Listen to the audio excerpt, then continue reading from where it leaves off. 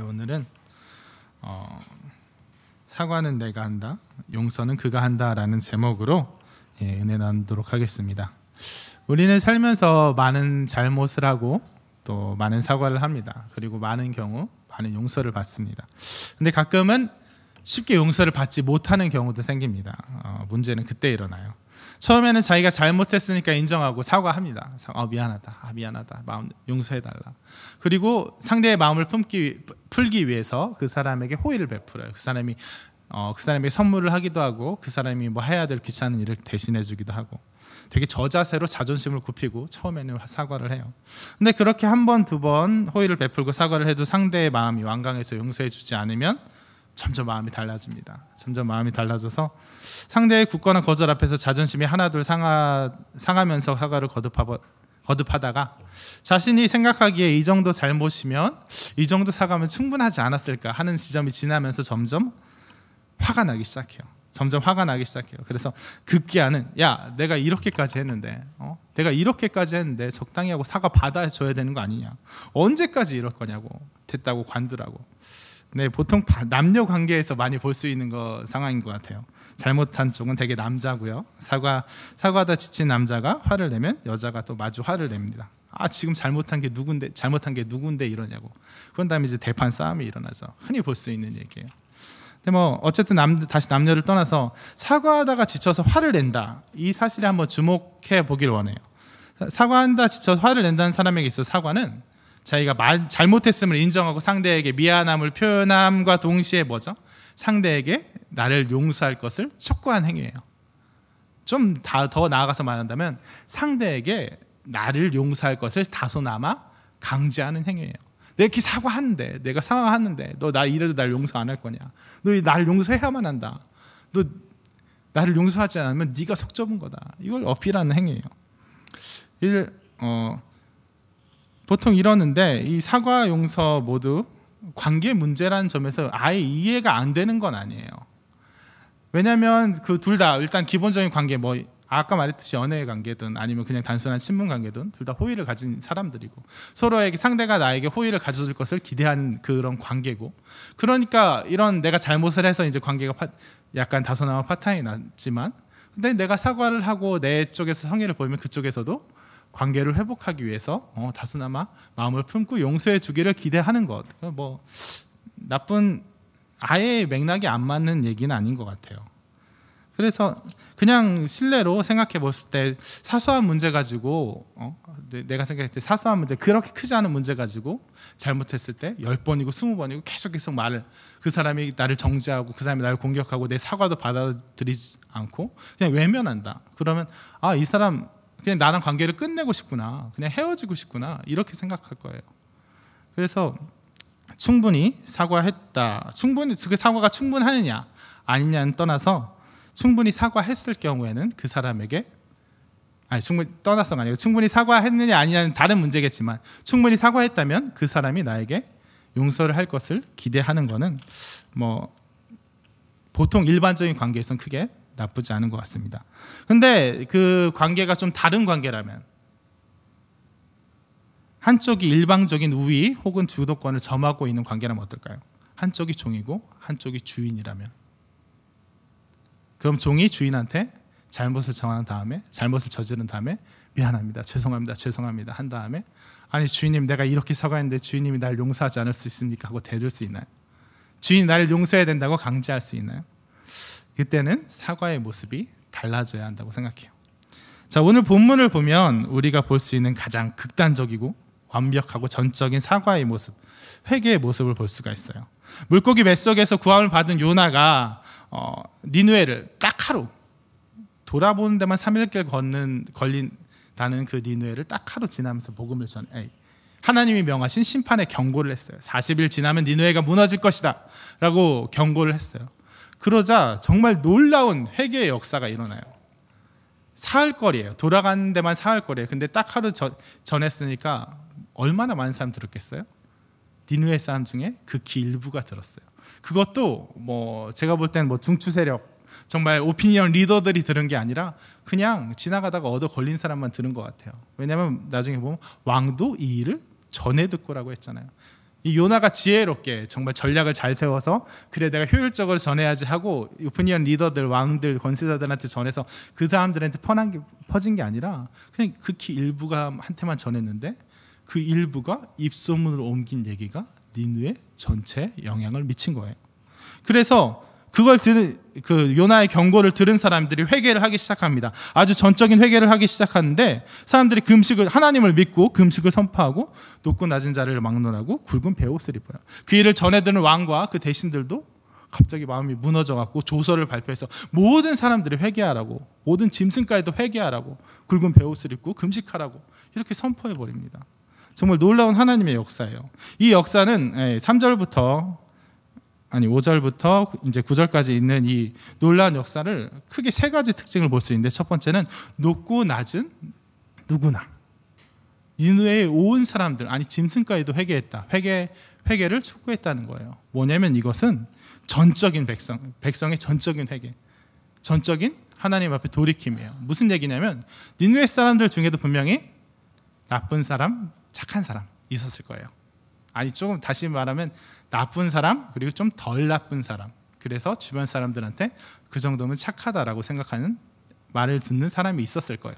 아니 그냥 어린아이, 아니면 한 번도 누구한테 뭐 해코지, 그러니까 나쁜 일을 적극적으로 저지를 수 없는 아주 가난한 사람이나 아주 몸에 뭐 장애가 있다거나 그런 사람들도 있을 거예요. 그런 사람들은 어떻게 될까요? 그런 사람들은 혹시 이렇게 생각할 수 있지 않을까요? 내가 무슨 죄를 졌어? 어린아이, 제가 무슨 죄를 졌어? 근데 그런 사람들, 죄를 지은 사람들만 회개하고 죄를 짓지 않은 사람 회개하지 말라, 이런 식으로 나누는 게 아니라 뭐예요? 니느웨에 높고 낮음을 물어나고 모든 사람들과 심지어는 모든 가축들까지 하나님 앞에 회개를 하라고 얘기했다는 거예요. 이건 뭐냐면 그 니느웨 사람들이 자기들 모두 죄인임을 인정하고 자기들이 감당해야 될 큰 죄의 책임 앞에서, 죄책 앞에서 자기의 알량한 선, 어떤 사람이 생각하기엔 난 좀 착해, 저 사람보다 난 좀 착해, 그 선 뒤에 숨지 않았다는 거예요. 우리들 니느웨 사람들이 우리들 모두 죄인임을 인정하고 전적인 회개의 자리로 나아왔다는 거예요. 짐승도 회개시켰다. 뭐 짐승이 사실 죄를 짓고 회개하고 이거는 성경적인 하나님의 그 가르침에 맞지는 않지만 그 정도로 니느웨 사람들이 우리 모두가 죄인임을 공유하고 회개의 자리로 나왔다는 거예요.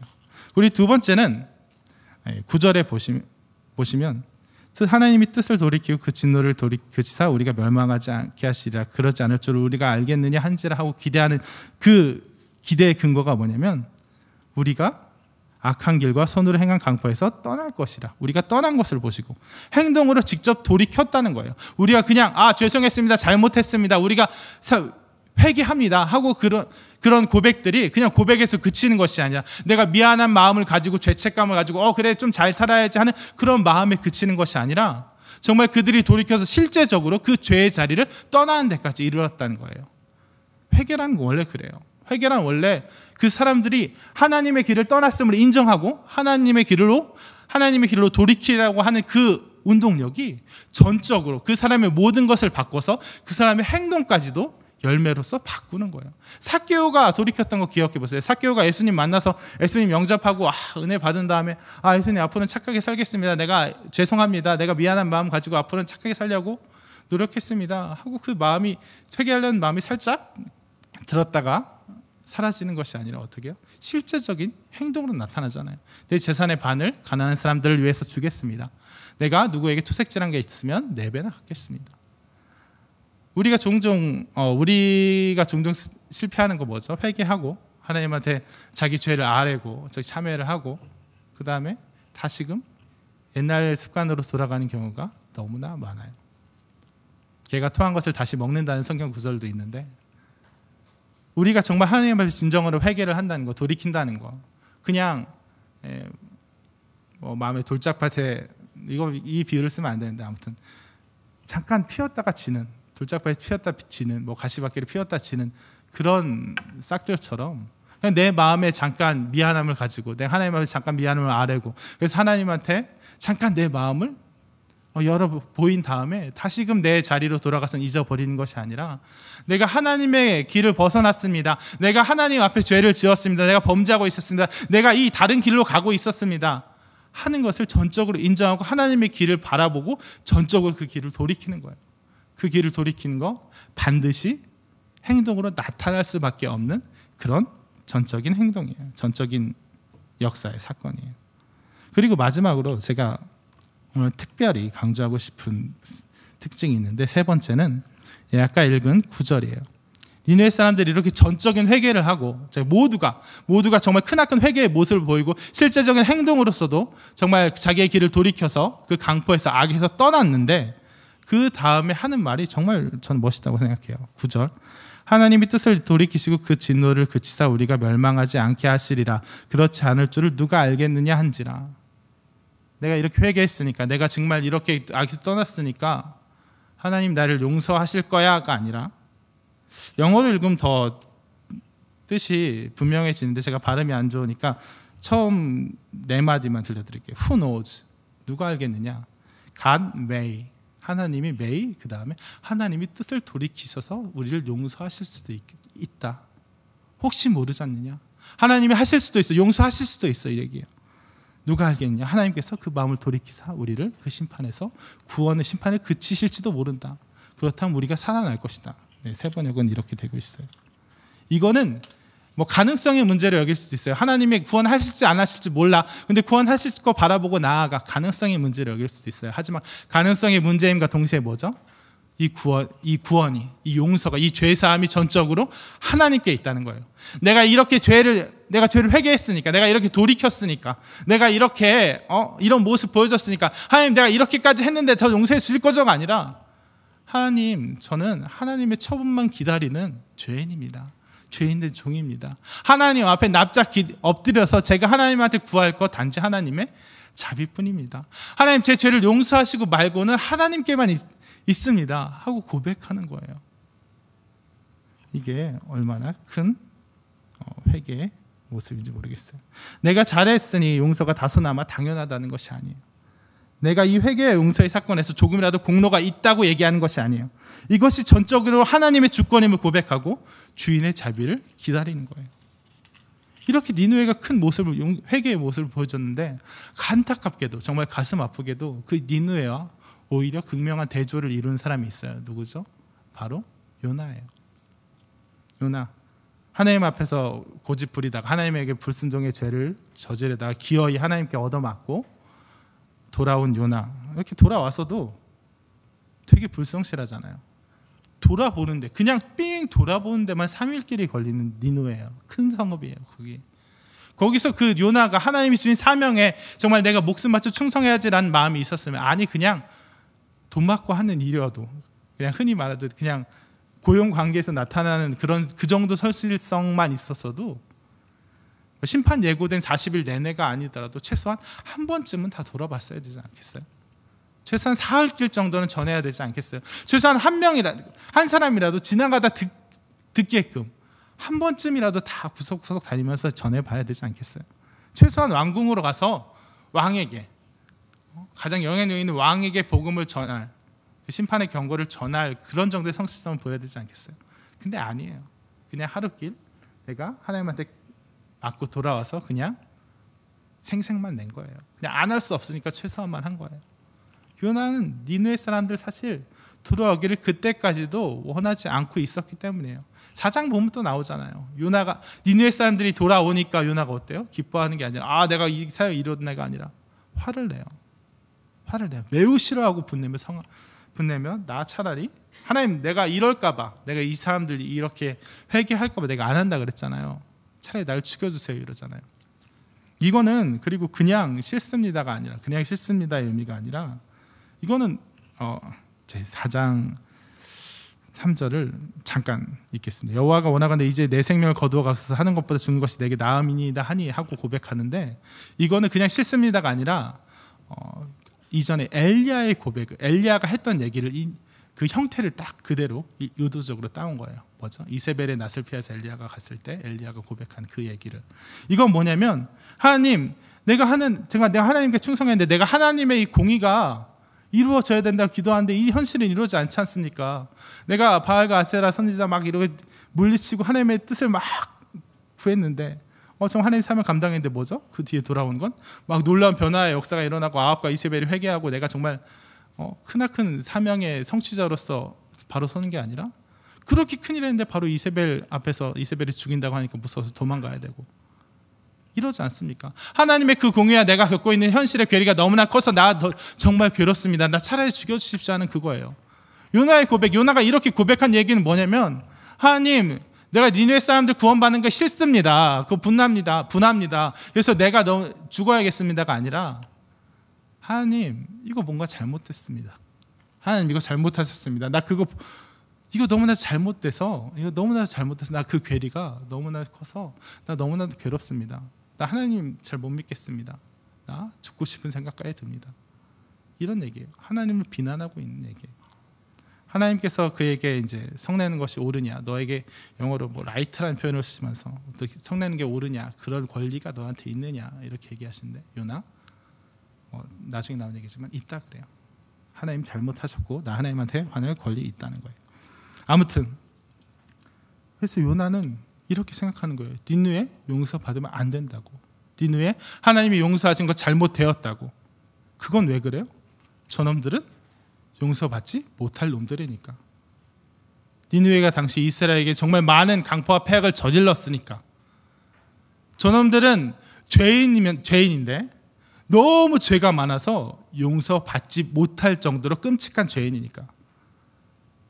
요나의 속에 니느웨에 대한 정죄가 이렇게 살아있는 거예요. 저 사람들 용서받지 못할 죄인이라고 딱지가 붙어있는 거예요. 단지 싫은 게 아니라 하나님, 쟤는 용서받으면 안 되는 얘들인데 용서하셨습니다. 난 그게 싫습니다 라고 얘기하는 건데, 그 딱지가 말하는 건 뭐냐면 항상 정죄는 그 반대편의 교만을 얘기해요. 뭐냐면 쟤네들은 용서받지 못할 죄인입니다. 그럼 뭐예요? 나는 용서받을 만한 죄인이란 얘기예요. 요나 바로 어땠어요? 2장에서 하나님께 감사드렸어요. 뭐에 대한 감사? 1장에서의 불순종, 내가 불순종의 죄를 저질러서 정말 하나님께서 무수한 기회를 주셨을 때 나 모든 그 기회를 배신하고 나 차라리 죽는 게 낫겠습니다, 바다에 던지는 게 낫겠습니다 하고 끝끝내 고집을 부려서 불순종의 모습을 보였는데도 자기 아무것도 보인 거 없잖아요. 결국 바다에 던져져서 정말 끝날, 그냥 불순종으로 끝날, 죄인으로 끝날 그런 처지에 놓였는데 그때도 하나님 물고기 보내서 구원해 주시지 않습니까? 그 구원에 대한 감사하면서도 내가 죄인인데 하나님께서 날 구원해 주셨다고 하는 그 감사 말하면서도 나는 구원해 주셨다, 난 용서해 주셨다는 거 인정하면서 말하면서도 뭐예요? 남아있는 거예요. 쟤는 안 돼요. 쟤는 안 돼요. 쟤는 구원해 주기, 용서해 주기 너무 끔찍한 죄인이에요. 나는 좀 나아요. 나는 좀 나아서 하나님께서 날 구원해 주신 거 참 감사한 일이에요. 이게 얼마나 어리석은 일이에요. 요나는 그들을 정죄함으로써, 니느웨를 정죄함으로써 어떤 마음을 품고 있는 거예요? 자기를 높이고 있는 거예요. 자기의 교만을 쌓고 있는 거예요. 하나님이 나를 구원해 주신, 하나님이 나의 죄를, 나의 불순종의 죄를 용서해 주신 그 놀라운 의미를, 그 깊은 의미를, 그 큰 구원과 용서를 자기의 공로, 자기의 일을 얘기하면서 깎아먹고 있는 거예요. 감소시키고 있는 거예요. 더 이상 니느웨를 정죄하면서 요나에는 더 이상 내가 불순종의 죄를 저질렀는데 하나님께서 전적인 은혜로 구원해 주셨습니다가 아니라, 나도 죄인이긴 한데 난 그래도 좀 낫지 않습니까? 난 죄인이긴 한데 그래도 내 공로가 요만큼은 있지 않습니까? 내가 그래도 저 니느웨보단 낫지 않습니까? 그러니까 나 구원해 주신 건 조금이라도 내가 뭐 있는 게 아닐까요? 이렇게 얘기하는 거예요. 이런 파괴, 이런 교만, 이게 바로 바리새인의 누룩이에요. 바리새인들 어땠어요? 하나님께서, 예수님께서 바리새인 누룩을 주의하라 하실 때 그 바리새인의 행동들 어땠어요? 자기의 공로, 자기의 이, 내 회개의 모습, 이거 가지고 하나님께서 나를 용서하시고 사랑하시는 거, 축복하시는 게 당연하다는 태도를 취했어요. 그 사람들, 자기가 행하는 그 모든 회개의 모습들, 그 모든 하나님을 부여잡는 모습들, 그 모습들 어떻게 다 연결됐어요? 다 교만으로 연결됐어요. 세리가 기도할 때, 세리가 전적으로 자기의 죄를 회개하며 기도할 때 바리새인들 어땠어요? 나 하나님 11조도 하고 뭐 일주일에 2번씩 금식도 하고 저 세리와 같지 않음을 너무나도 감사드립니다. 나 이렇게 그나마 잘나게 하신 거 너무나도 감사드립니다. 그 사람들은 모든 것을 자기의 공로로, 자기의 교만으로 삼아버려요. 하나님께서 주신 그런 축복의 조건, 하나님이 주신 그 은혜마저 자기의 교만으로 삼아버립니다. 요나도 보세요. 하나님이 정말 전적인 사랑을 주셔서 용서를 해주신 건데 하나님이 그것을 그 사랑으로, 그 사랑의 용서로 받아들이면 오히려 더 큰 그 의미를 깎아먹잖아요. 계속 변질시키잖아요. 바리새인의 누룩으로 하나님이 날 구원해 주시고 전적으로 사랑해 주시고 용서해 주시고, 그래서 난 그 은혜에 감사하면 되고 감격하면 되고 하는 그 감격의 순간을 자기의 교만으로, 바리새인의 누룩으로 변질시켜서 하나님 그래도 쟤보다 내가 좀 낫죠. 하나님 그래도 나를 용서하는 건 그래도 공의에 맞는 거죠. 근데 쟤는 안 되잖아요. 하고 나갔잖아요.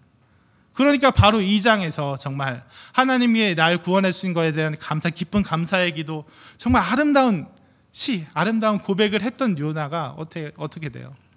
4장에서는 그 모든 감격 깎아먹고 남을 정죄함으로써 나의 그 은혜 다 깎아먹고 오히려 하나님 앞에 패역한 모습, 정말 패기만만한 모습 보이잖아요. 나 차라리 죽여주십시오. 내가 죽는 한이 있어도 난 화가 납니다. 화가 날 권리가 있습니다. 이렇게 얘기하잖아요. 언제나 문제는 교만이에요.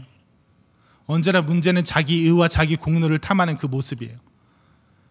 그래서 하나님께서 나를 구원해 주시고 하나님께서 나를 용서해 주시고 하나님께서 나를 붙들어 주신 그 모든 것, 정말 이 자리에 불러 모아 주신 것도, 내가 하나님께 간구하게 하신 것도, 내가 내 죄를 생각해내서 내 죄를 하나님께 토설하게 만들어서 정말 용서해 주신 그 모든 과정 속에서 그래도 내 공로와 내 헌신을 생각하는 순간 하나님의 그 전적인 은혜의 그 전적인 사랑의 그 크기는, 그 깊은 의미는 퇴색해버리고 남을 판단하고 남을 정죄하고 그 정죄가 삥 돌아와서 다시 나까지 파괴해버리는 그런 날선 정죄와 비판밖에 남지 않아요.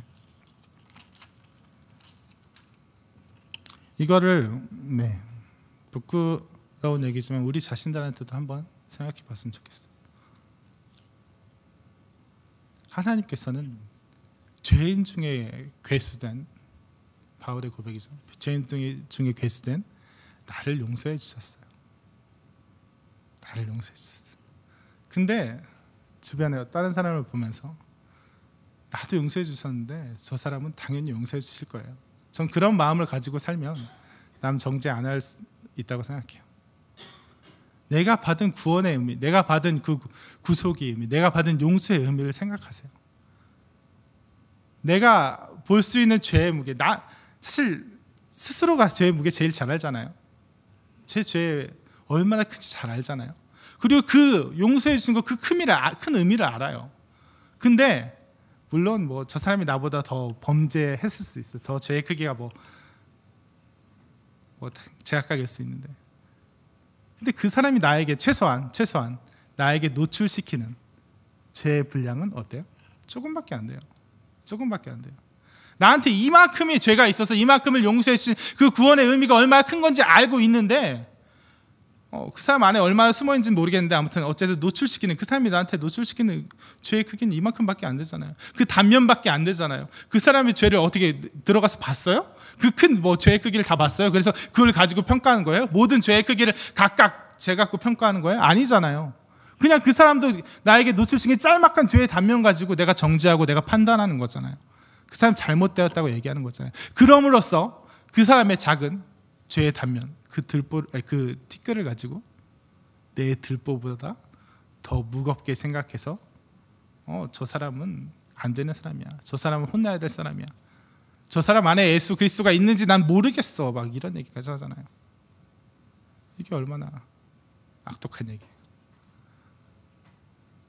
어떻게 형제의 티끌을 보면서 내 자신의 들보는 보지 못해요. 그래서 오늘 나눌 말씀의 주제는 하나님이 우리를 용서하시고 하나님이 우리를 구원해 주신 그 모든 것은 전적인 하나님의 주권이 하나님의 의지라는 거예요. 전적인 하나님의 사랑이라는 거예요. 우리가 그것을 조금이라도 내 것으로, 나의 역할로, 나의 권리로 가져오는 순간 그 교만이 나를 하나님의 그 깊은 사랑에서 멀어지게 만들고 정죄로서 남을 파괴하게 만들고 그 파괴가 다시 나로 돌아와서 나까지도 산산조각 내는 그런 것을 경험하게 될 거예요. 그러니까 우리 사랑하는 한창 본격적인 얘기하다가 사랑하는 하나니까 좀 어색한데 사랑하는 홍대세교회 성도입니다. 그냥 그 사랑에 머물러 계세요. 하나님 나를 사랑하셨지, 하나님 나를 사랑하셔서 구원해 주셨지, 내 역할은 아무것도 없지 라고 하는데 머물러 있으면 그게 오히려 기뻐요. 그게 오히려 최고로 기뻐요. 내 공로와 내 의를 버리면 오히려 더 그게 기뻐요. 그만큼 하나님 나를 더 사랑하신 거잖아요. 그 기쁨 가운데 거에 계시면서 남들 그냥 좋게 권면하고 좋게 위해서 기도하고 그다음에 정죄하고 판단하지 마세요.